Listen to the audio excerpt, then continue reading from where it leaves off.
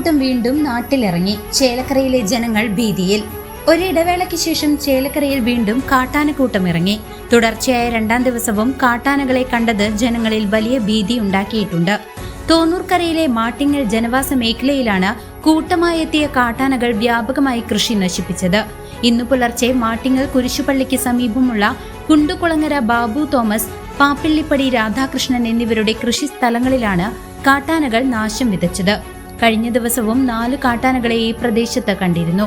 അസുരംകുണ്ട് ഡാമിന്റെ ചെക്ക് പോസ്റ്റിന് സമീപം വരെ എത്തിയ ആനകൾ സംസ്ഥാന പാതയിലേക്കും ആറ്റൂർ മേഖലയിലേക്കും ഇറങ്ങാൻ സാധ്യതയുണ്ടെന്ന് പ്രദേശവാസികൾ ആശങ്കപ്പെടുന്നു.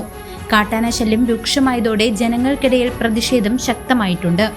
2 വർഷം മുൻപ് പ്രഖ്യാപിച്ചതും അടുത്തിടെ പുതുക്കിയതുമായ റാപ്പിഡ് റെസ്പോൺസ് ടീം എവിടെയെന്നാണ് നാട്ടുകാരുടെ പ്രധാന ചോദ്യം.